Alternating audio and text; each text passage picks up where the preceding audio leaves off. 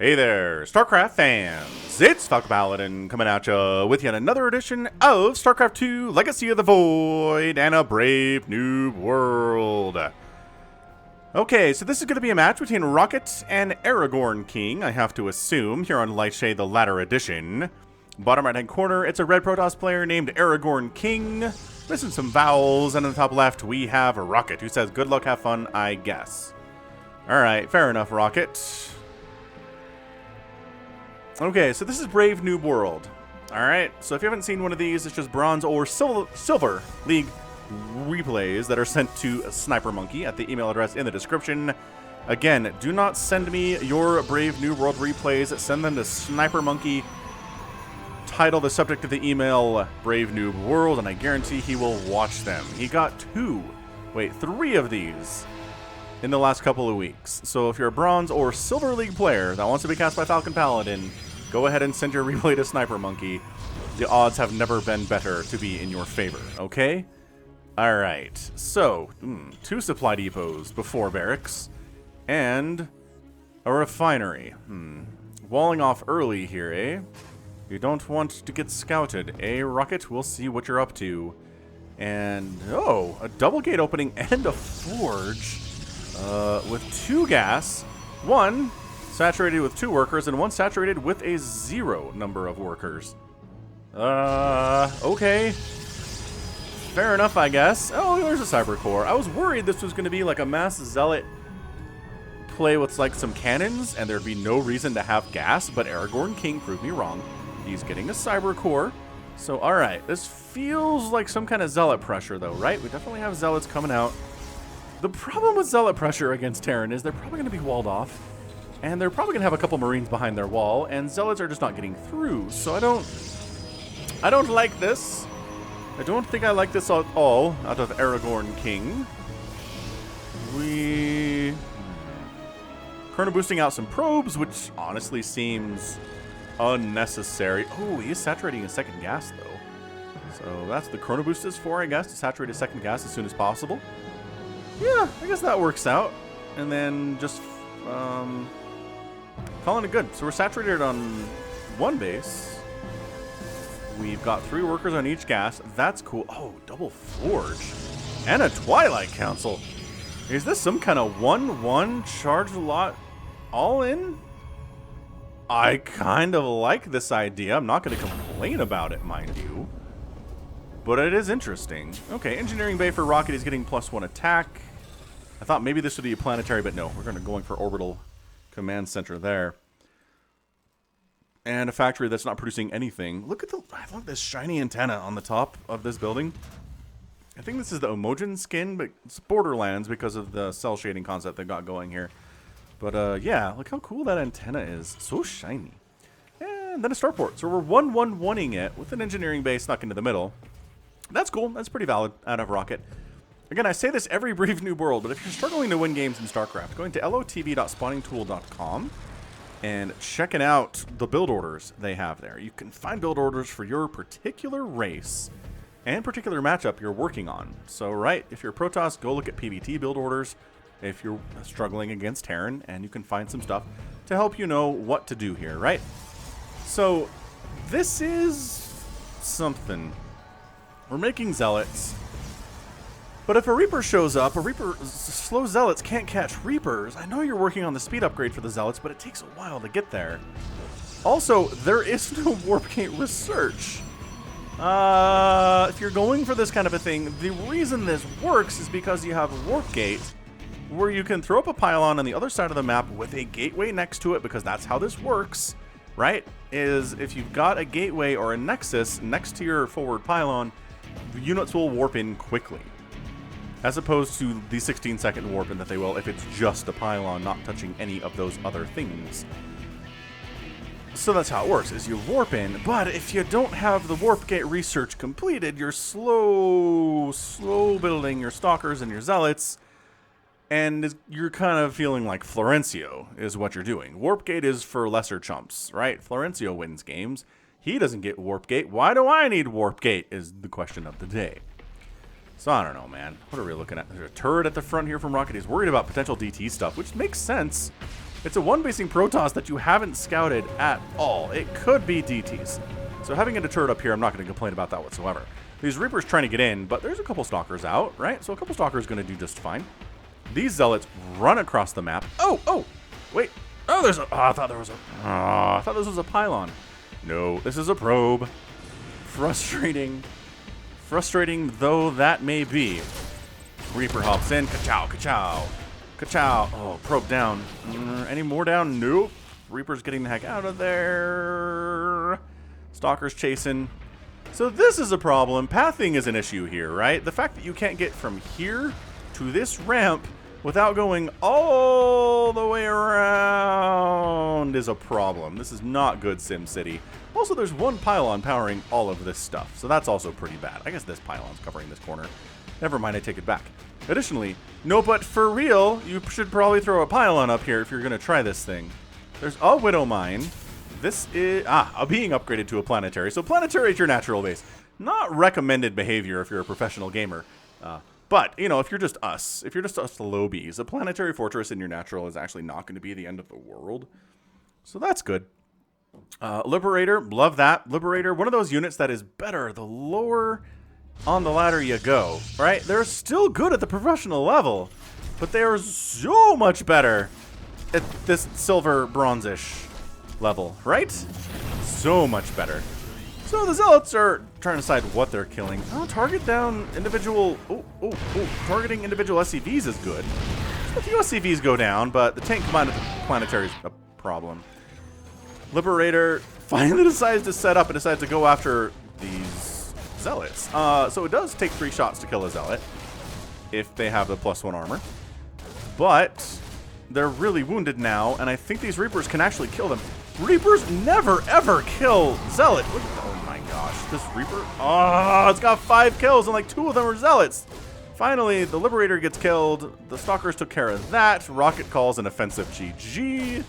For some reason, oh right, because he's got a Viking in here killing these probes. Man, multi-pronged attacks out of Rocket. Look at this. This is something that Diamond level players struggle with. But Rocket just busting out the little tiny marine attack at the natural base. He's actually sparing. I bet he was waiting for the Nexus to finish before killing it so that it actually dies instead of getting canceled. I'm not sure, honestly, that ArgrnKing is the kind of player to cancel their construction of their Nexus, but hey, maybe it is. Maybe he or she or undecided is. Alright, so Zealot takes down the Reaper, which, again, you can do with charge. It takes so many hits. We're getting Blink 2 for a Reaper to kill a Zealot. These upgrades, oh my gosh, that's +3? +3 getting started at 7 minutes is kind of kick butt. That is honestly impressive out of ArgrnKing. He's doing almost nothing else right. Yeah? He only has the 1 base. He's at 14 workers because he has lost 12 probes to random attacks to the natural. That 1 landed Viking in the main got a lot of stuff done as well. Rocket is floating a ton of cash because he's officially on 2 bases. He doesn't have a lot of production here though, right? If you're floating 1,000 minerals, another barracks or 2 would be good. A couple more factories, not bad either. Maybe even a couple starports, and just go for Banshees. Why not? Once again, a small group of Marines comes in. Rocket he's floating a command center across the map to land it at this natural base location. These Marines get wiped out by a pretty decent army here from ArgrnKing, actually. He's up 24 to 13 army supply. We got 7 Stalkers and 5 Zealots with 2-2. You got 2-2 upgrades. That's insane. Okay, well, double Liberator on this base seems like overkill. I would double Liberator this base because this base is where all the probes are. Oh no, the bad pathing! So, Stalkers are dumb. Actually, a lot of units in StarCraft are dumb. But you kind of have to manually move them to the area you want them to go. If you just tell them to attack that Liberator, they'll get stuck behind other Stalkers that are already attacking the Liberator. But if you manually tell them to walk over here, they'll kill it faster. Also, the command center arrives. There's an SCV in there, which, sure, along for the ride, I guess. Just casually floating around. I don't think anything's been warped in. Oh, no, because we don't have Warp Gate. That's right. Okay, so if ArgrnKing loses this game, it's going to be partially because his worker count's been abysmal all game. And number 2, he doesn't have Warp Gate. Your odds of beating another player in StarCraft as Protoss without Warp Gate are pretty low. So Command Center dies. Aragorn continues up this way just to see if there's maybe, I don't know, a ninja, but guess what? Hey, a tank rolls in the front door. Widowmine! Ah, I know, Widowmine. And the probes don't run away, and Rocket throwing out some more of that bad manner. Come on, Rocket, we're better than this. Clearly, ArgrnKing is struggling right now. You don't have to make it worse by being mean. But yeah, ArgrnKing is having a really bad day. Rocket's throwing up a command center over here on ArgrnKing's third. I hesitate to call it a third because I'm not sure that ArgrnKing is ever even going to try to take a third today. He cannot even saturate his own natural without really bad things happening. I see you this time. I see you this time, Double Viking. Landing initiated. They're not robots, there's people in there, I think. And how many more probes are going to die? Well, we're at 17, and it's many. It is many probes are dying here, and okay.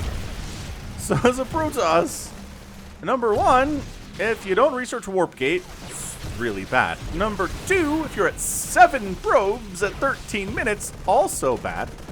Number 3, if your natural base dies at 11 minutes without really ever getting many of the minerals out of these mineral patches, also super bad. Oh, is he hiding? Rocket, are you screwing with this dude? Rocket is not playing straight up here, which again is sort of a StarCraft thing. You don't have to play straight up. I'm not gonna be mad about that, but yeah, he sneaks in with all of these guys. So they have +1/+1, but it's +3 attack and +2 armor. Ah, the Nexus dies though. So all these Marines are dead because charge lots with this level of upgrading, yeah, insanely good. The upgrade advantage for ArgrnKing here is like lights out. The complete lack of Warp Gate is killing him. That said, he's spending his money. He just doesn't have any of it. He's got 8 probes. His natural base doesn't exist anymore. Hey, look at this. He took down this cheeky command center that Rocket threw up. Rocket doesn't have a third base, which, I mean, oh, he's floating it over. I guess I was going to say, if your opponent can't get a natural, getting a third base is not as much of a priority. I love this wall, though. This great wall of supply depots here. He's making 7 supply depots at once. Just so, when the Gateway Army arrives, they can't jump right on top of this planetary fortress. The Zealots can't get on top of it, and therefore they're rendered impotent, which the foresight here is pretty impressive out of Rocket. We killed a couple Marines that were wandering over this way. I think they know this pylon's here. Again, ArgrnKing threw up a pylon here, I really feel like with the intent of warping in units on this side of the map. But maybe it's just a scouting pylon. We see that sometimes too, where you just want to know where the Terran is, and throwing up a pylon and, you know, places like that can help you see where their army is. So bunker down, but again, the Great Wall of Supply Depots is kind of genius here. Like, these Zealots are, okay, they got through pretty easily actually, and then almost instantly died. And see, this is the whole thing with the path thing we were talking about earlier. ArgrnKing is these guys helplessly and harmlessly bouncing around behind the line of Stalkers, and now finally you've taken your place at the front lines, but the Planetary Fortress is pretty good against Stalkers even if they have all the upgrades. And especially if said planetary is being repaired by several SCVs. Oh, he's actually focusing the SCVs. Dang, Aragorn showing some micro there. Another offensive GG from Rocket. Planetary Fortress has 10 total kills, which is pretty impressive for a PF. ArgrnKing did not take that opportunity to expand at the natural, but he is expanding down here at the moment. So, he's, interesting. He's going to hope that maybe he can get away with this. If the Terran doesn't know it exists, he can't possibly kill it. Oh, check this action out. Setting up right on top of a cannon. So that Liberator's dead. And this one, very sportingly, only covers 2 of the remaining mineral patches instead of all 4. It could easily set up the circle to cover all 4, but has decided to not do that and give ArgrnKing a sporting chance. But he's also at the same time looking for where ArgrnKing's base could possibly be, if there is in fact one, and there is. And again, another set it and forget it Liberator here. That's not... I understand that setting it and forgetting it is kind of how the pros do it, right? They will send multiple Liberators out and just shift queue them to set up in siege mode in different places on the map at the same time. But if they're also set up in a place where they're getting attacked, you'll notice the professional will take control of the Liberator and move it so it doesn't instantly die while it's stationary. Right? I think that generally happens. So Rocket's third base is happily running. It is also a planetary. And again, no warp gate, no economy. It's a 1-2 KO punch. Here for ArgrnKing. No money, no warp gate. Again, warp gate not as useful if you don't have any cash. Which, there's hardly any cash. Oh, we're back. That Liberator couldn't take down this base all by itself. The Vikings actually attacking Stalkers and doing alright. Again, we do see professionals land Vikings to attack Stalkers. It is something that they do because of the bonus damage versus mechanical that the Vikings have. It's not an all-the-time kind of a thing, but it's pretty good. Okay, so these, yeah, it's just Marines shooting point blank at the shield while being inside the shield, which is interesting. The Viking actually runs away, and oh, the bait. The bait, though. Oh, the Stalker was attacking the Viking, so it flew away, and the Marines killed it, and that's a GG. Rocket's your winner in about 16 minutes, and that's brutal. That is a brutal, brutal loss for ArgrnKing. So yeah, if you're a Protoss player and you're going for some kind of a 4-gate opening, maybe with 2 forges, why not? Be sure to get warp gates. Be sure to throw up a gateway over here by this pylon and then get fast warp-ins. And you gotta attack fast, right?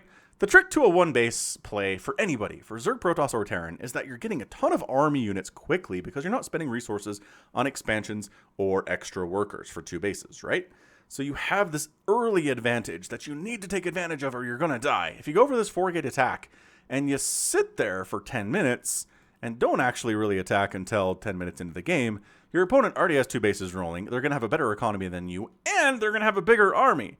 It's a window. It's a small window of time that you have to make this work. So you get the 4 gates, you get the warp gate, you probably chrono boost warp gate over anything else. You throw up. Even if you just slow warp in over here, it's pretty good. You warp in over here and you attack. You go for it. Before this is a planetary fortress, right? You come up here, you attack before there's a tank at the top of the ramp. And you can get a lot of stuff done, but you gotta do those things. And if you don't do those things, you're toast. That's the lesson of today. But also, just go for a 1-gate expand. Just go to lotv.spawningtool.com, find any of the Protoss builds, and 90% of them will be throw down a gateway at the top of your ramp and then throw down a nexus. Like the next thing, well, I guess get 1 gas and then throw down a nexus, right? It's just you can get a Stalker out or an Adept out to deal with the early Reaper, and then you're on 2 bases and there's not much that the Terran can do to kill you at that stage of the game, especially if you scout them out and see what's going on, which is why you always want to scout with the probe, which again didn't really happen today. Yeah, just no information as to what was going on in the main base for ArgrnKing at all today, and that hurts. It's a lot to do. I know StarCraft is very, very complicated, but do those things and you'll have a better time of it. All right, that was great. That was absolutely fantastic. Really, really good episode of Brave Noob World. I think both players have some things to learn from. We got to laugh at a couple things as well. And that's why it's here. That's why we do this every week. So that right there is going to be it for me today. This has been Falcon Paladin coming at you with yet another edition of StarCraft 2 Legacy of the Void and a Brave Noob World. Go ahead, hit that like button, hit that subscribe if you like what you saw and what you heard today. You can also catch me on Twitter, Facebook, Patreon, and Twitch, all at /Falcon Paladin.